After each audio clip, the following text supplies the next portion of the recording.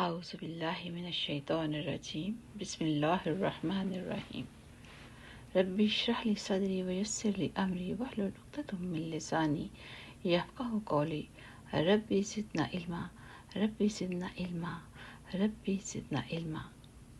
عزیز بہنوں اور بھائیوں، السلام علیکم ورحمۃ اللہ وبرکاتہ۔ سورہ سبا، خلاصہ اور ترجمہ۔ اس سورت کا بنیادی موضوع اہل مکہ اور دوسرے مشرکین کو اسلام کے بنیادی عقائد کی دعوت دینا ہے۔ اس سلسلے میں ان کے اعتراضات اور شبہات کا جواب بھی دیا گیا ہے اور ان کو نافرمانی کے برے انجام سے بھی ڈرایا گیا ہے۔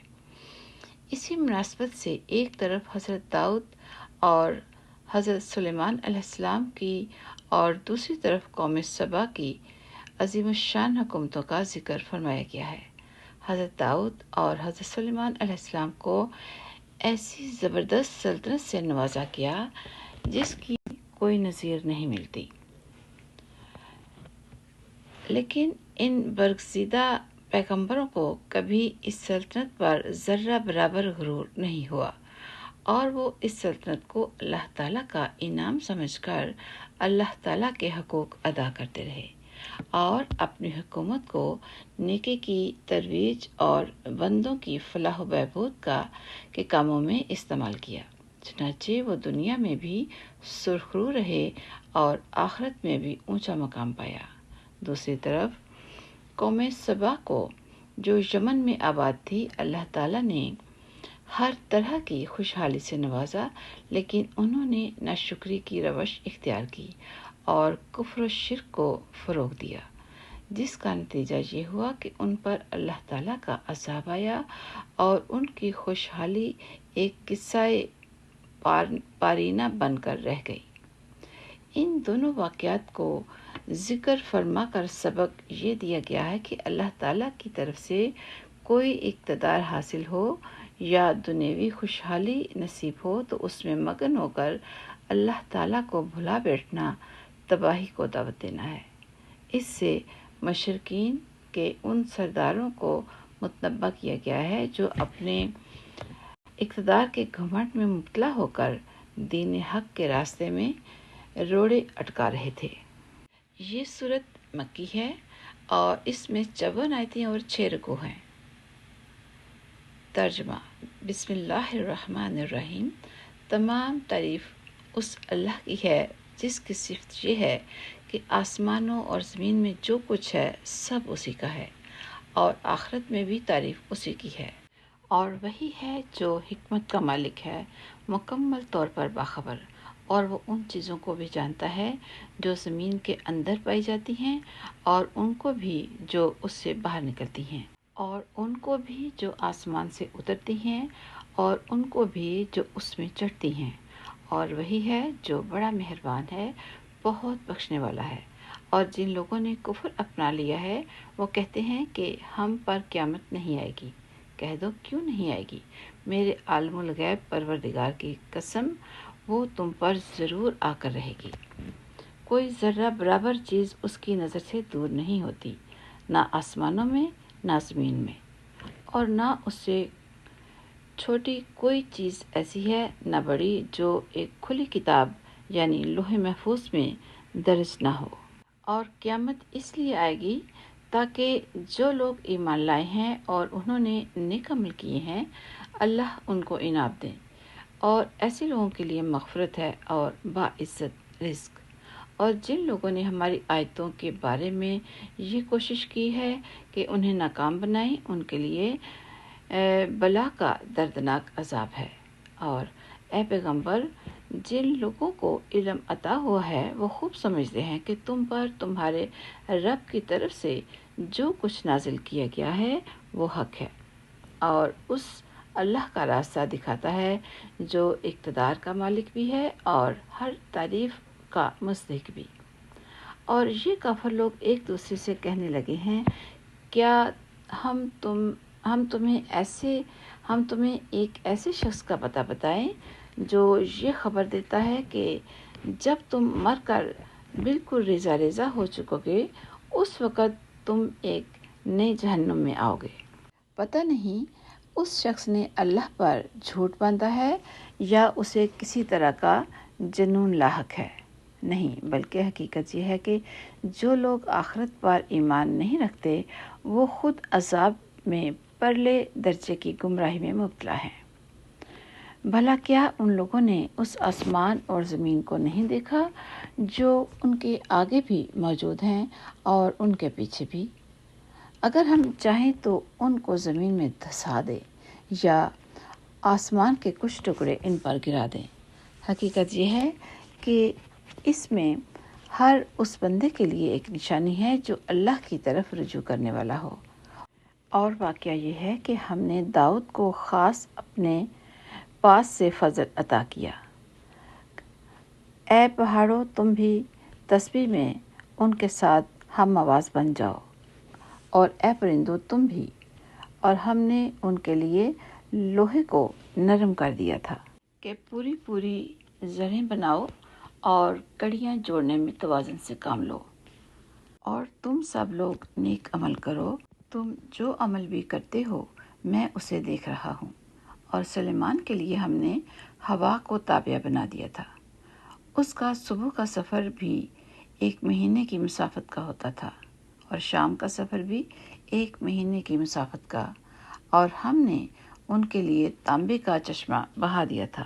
اور جنات میں سے کچھ وہ تھے جو اپنے پروردگار کے حکم سے ان کے آگے کام کرتے تھے، اور ہم نے ان پر یہ بات واضح کر دی تھی کہ ان میں سے جو کوئی ہمارے حکم سے ہٹ کر ٹیڑھا راستہ اختیار کرے گا اسے ہم بھڑکتی ہوئی آگ کا مزہ چکھائیں گے۔ وہ جنات سلیمان کے لیے جو وہ چاہتے بنا دیا کرتے تھے، اونچی اونچی عمارتیں، تصویریں، حوض جیسے بڑے بڑے لگن اور زمین میں جمی ہوئی دیگیں۔ اے داؤد کے خاندان والو، تم ایسے عمل کیا کرو جن سے شکر ظاہر ہو، اور میرے بندوں میں کم لوگ ہیں جو شکر گزار ہوں۔ پھر جب ہم نے سلیمان کی موت کا فیصلہ کیا تو ان جنات کو ان کی موت کا پتہ کسی اور نے نہیں بلکہ زمین کے کیڑے نے دیا جو ان کے عصا کو کھا رہا تھا۔ چنانچہ جب وہ گر پڑے تو جنات کو معلوم ہوا کہ اگر وہ غیب کا علم جانتے ہوتے تو اس ذلت والی تکلیف میں مبتلا نہ رہتے۔ حقیقت یہ ہے کہ قوم سبا کے لیے خود اس جگہ ایک نشانی موجود تھی جہاں وہ رہا کرتے تھے۔ دائیں اور بائیں دونوں طرف باغوں کے 2 سلسلے تھے۔ اپنے پروردگار کا دیا ہوا رزق کھاؤ اور اس کا شکر بجا لاؤ۔ ایک تو شہر بہترین، دوسرے پروردگار بخشنے والا۔ پھر بھی انہوں نے ہدایت سے منہ موڑ لیا۔ پھر ہم نے ان پر بند والا عذاب چھوڑ دیا اور ان کے دونوں طرف کے باغوں کو ایسے 2 باغوں میں تبدیل کر دیا جو بدمزہ پھلوں، جھاؤ کے درختوں اور تھوڑی سی بیریوں پر مشتمل تھے۔ یہ سزا ہم نے ان کو اس لیے دی کہ انہوں نے ناشکری کی روش اختیار کی تھی،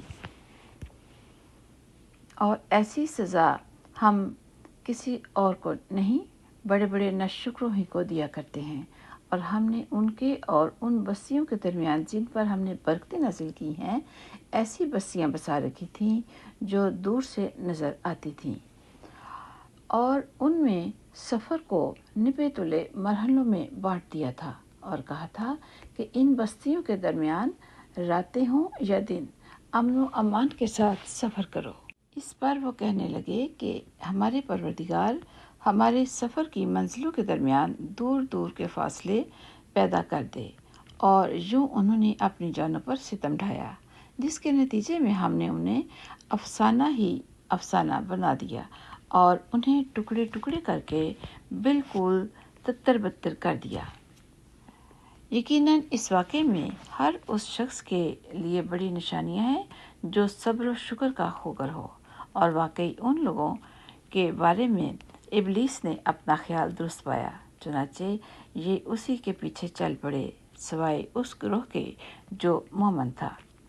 اور ابلیس کو ان پر کوئی تسلط نہیں تھا، بلکہ ہم نے ان کو بہکانے کی صلاحیت اس لیے دی تھی کہ ہم یہ دیکھنا چاہتے تھے کہ کون ہے جو آخرت پر ایمان لاتا ہے اور کون ہے جو اس کے بارے میں شک میں پڑا ہوا ہے؟ اور تمہارا پروردگار ہر چیز پر نگراں ہے۔ اے پیغمبر، ان کافروں سے کہو کہ پکارو ان کو جنہیں تم نے اللہ کے سوا خدا سمجھا ہوا تھا۔ وہ آسمانوں اور زمین میں ذرہ برابر کسی چیز کے مالک نہیں ہیں۔ نہ ان کو آسمان اور زمین کے معاملات میں اللہ کے ساتھ کوئی شرکت حاصل ہے اور نہ ان میں سے کوئی اللہ کا مددگار ہے، اور اللہ کے سامنے کوئی سفارش کارآمد نہیں ہے سوائے اس شخص کے جس کے لیے خود اس نے سفارش کی اجازت دے دی ہو، یہاں تک کہ جب ان کے دلوں سے گھبراہٹ دور ہو جاتی ہے تو وہ کہتے ہیں کہ تمہارے رب نے کیا فرمایا؟ وہ جواب دیتے ہیں کہ حق بات ارشاد فرمائی، اور وہی ہے جو بڑا عالی شان ہے۔ کہو کہ کون ہے جو تمہیں آسمانوں اور زمین سے رزق دیتا ہے؟ کہو وہ اللہ ہے، اور ہم ہوں یا تم یا تو ہدایت پر ہیں یا کھلی گمراہی میں مبتلا ہیں۔ کہو کہ ہم نے جو جرم کیا ہو اس کے بارے میں تم سے نہیں پوچھا جائے گا، اور تم جو عمل کرتے ہو اس کے بارے میں ہم سے سوال نہیں ہوگا۔ کہو کہ ہمارا پروردگار ہم سب کو جمع کرے گا، پھر ہمارے درمیان برحق فیصلہ کرے گا، اور وہی ہے جو خوب فیصلے کرنے والا مکمل علم کا مالک ہے۔ کہو کہ ذرا مجھے دکھاؤ وہ کون ہے جنہیں تم نے شریک بنا کر اللہ سے جوڑ رکھا ہے۔ ہرگز نہیں، اس کا کوئی شریک نہیں ہے، بلکہ وہ اللہ ہے جس کا اقتدار بھی کامل ہے، جس کی حکمت بھی کامل۔ اے پیغمبر، ہم نے تمہیں سارے ہی انسانوں کے لیے ایسا رسول بنا کر بھیجا ہے جو خوشخبری بھی سنائے اور خبردار بھی کرے، لیکن اکثر لوگ سمجھ نہیں رہے ہیں، اور تم سے کہتے ہیں کہ اگر تم سچے ہو تو یہ قیامت کا وعدہ کب پورا ہوگا؟ کہہ دو کہ تمہارے لیے ایک ایسے دن کی میعاد مقرر ہے جس سے تم گھڑی برابر نہ پیچھے ہٹ سکتے ہو نہ آگے جا سکتے ہو۔ اور جن لوگوں نے کفر اپنا لیا ہے وہ کہتے ہیں کہ ہم نہ تو اس قرآن پر بھی ایمان لائیں گے اور نہ آسمانی کتابوں پر جو اس سے پہلے ہوئی ہیں، اور اگر تم اس وقت کا منظر دیکھو جب یہ ظالم لوگ اپنے پروردگار کے سامنے کھڑے کیے جائیں گے تو یہ ایک دوسرے پر بات ڈال رہے ہوں گے۔ جن لوگوں کو دنیا میں کمزور سمجھا جاتا تھا وہ ان سے کہیں گے جو بڑے بنے ہوئے تھے کہ اگر تم نہ ہوتے تو ہم ضرور مومن بن جاتے۔ جو بڑے بنے ہوئے تھے ان سے کہیں گے جنہیں کمزور سمجھا گیا تھا کہ ہم نے تمہیں ہدایت سے روکا تھا جب کہ وہ تمہارے پاس آ چکی تھی۔ اصل بات یہ ہے کہ تم خود مجرم ہو۔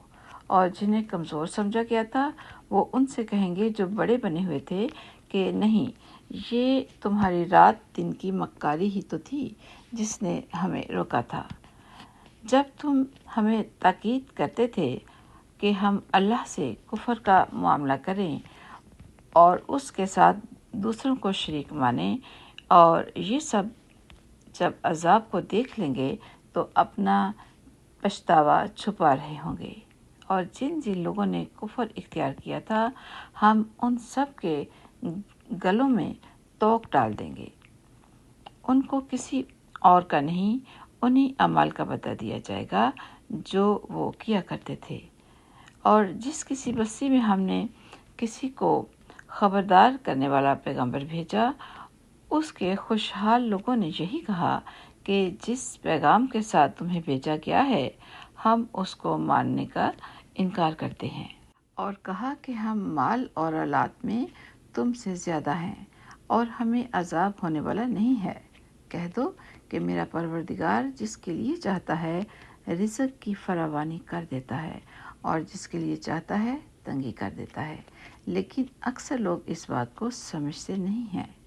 اور نہ تمہارے مال تمہیں اللہ کا قرب ادا کرتے ہیں اور نہ تمہاری اولاد، ہاں مگر جو ایمان لائے اور نیک عمل کرے تو ایسے لوگوں کو ان کے عمل کا دوہرا ثواب ملے گا اور وہ جنت کے بالا خانوں میں چین کریں گے۔ اور جو لوگ ہماری آیتوں کے بارے میں یہ کوشش کرتے ہیں کہ ان کو ناکام بنائیں تو ان کو عذاب میں دھر لیا جائے گا۔ کہہ دو کہ میرا پروردگار اپنے بندوں میں جس کے لیے چاہتا ہے رزق کی فراوانی کر دیتا ہے اور جس کے لیے چاہتا ہے تنگی کر دیتا ہے، اور تم جو چیز بھی خرچ کرتے ہو وہ اس کی جگہ اور چیز دے دیتا ہے، اور وہی سب سے بہتر رزق دینے والا ہے۔ اور وہ دن نہ بھولو جب اللہ ان سب کو جمع کرے گا، پھر فرشتوں سے کہے گا کہ کیا یہ لوگ واقعی تمہاری عبادت کیا کرتے تھے؟ وہ کہیں گے کہ ہم تو آپ کی ذات کی پاکی بیان کرتے ہیں، ہمارا تعلق آپ سے ہے، ان لوگوں سے نہیں۔ دراصل یہ تو جنات کی عبادت کیا کرتے تھے، ان میں سے اکثر لوگ انہی کے معتقد تھے، لہٰذا آج تم میں سے کوئی نہ کسی کو کوئی فائدہ پہنچانے کا اختیار رکھتا ہے نہ نقصان پہنچانے کا۔ اور جن لوگوں نے ظلم کی روش اختیار کی تھی ان سے ہم کہیں گے کہ اس آگ کا مزہ چکھو جس کو تم جھٹلایا کرتے تھے۔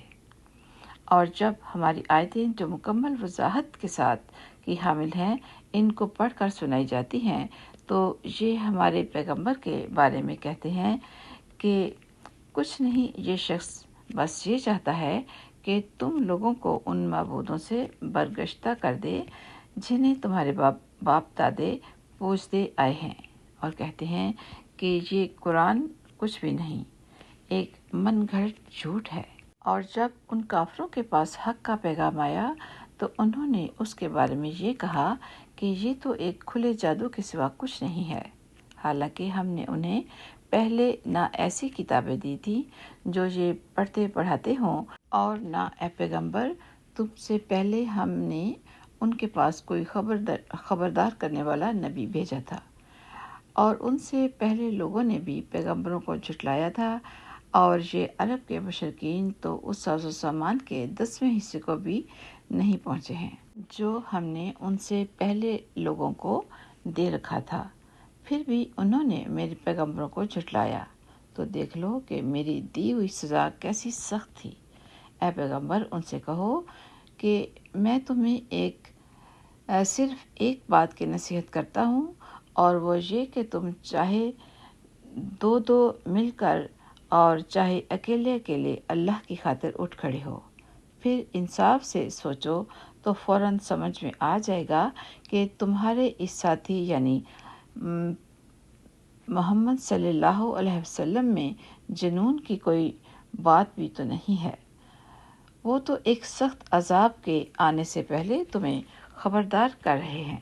کہو کہ میں نے اگر اس بات پر تم سے کوئی اجرت مانگی ہو تو وہ تمہاری ہے، میرا اجر تو اللہ کے سوا کسی اور کے ذمہ نہیں ہے، اور وہ ہر چیز کا مشاہدہ کرنے والا ہے۔ کہہ دو کہ میرا پروردگار حق کو اوپر سے بھیج رہا ہے، وہ غیب کی ساری باتوں کو خوب جاننے والا ہے۔ کہہ دو کہ حق آ چکا ہے اور باطل میں نہ کچھ شروع کرنے کا دم ہے نہ دوبارہ کرنے کا۔ کہہ دو کہ اگر میں راستے سے بھٹکا ہوں تو میرے بھٹکنے کا نقصان مجھے کو ہوگا، اور اگر میں نے سیدھا راستہ پا لیا ہے تو یہ اس وحی کی بدولت ہے جو میرا رب مجھ پر نازل کر رہا ہے، وہ یقیناً سب کچھ سننے والا ہر ایک سے قریب ہے۔ اے پیغمبر تمہیں ان کی حالت عجیب نظر آئے گی اگر تم وہ منظر دیکھو جب یہ گھبرائے پھرتے ہوں گے اور بھاگ نکلنے کا کوئی راستہ نہیں ہوگا، اور انہیں قریب ہی سے پکڑ لیا جائے گا، اور اس وقت یہ کہیں گے ہم اس پر ایمان لائے ہیں، حالانکہ اتنی دور جگہ سے ان کو کوئی چیز کیسے ہاتھ آ سکتی ہے جبکہ انہوں نے پہلے اس کا انکار کیا تھا، اور دور دور سے اٹکل پچو تیر پھینکا کرتے تھے، اور اس وقت یہ جس ایمان کی آرزو کریں گے اس کے اور ان کے درمیان ایک آڑ کر دی جائے گی، جیسا کہ ان جیسے جو لوگ ان سے پہلے ہوئے ہیں ان کے ساتھ بھی یہی معاملہ ہوگا۔ حقیقت یہ ہے کہ یہ سب ایک ایسے شک میں پڑے ہوئے تھے جس نے انہیں دھوکے میں ڈال رکھا تھا۔ سبحان ربک رب العزت عما یصفون وسلام علی المرسلین والحمد للہ رب العالمین۔ السلام علیکم ورحمۃ اللہ وبرکاتہ۔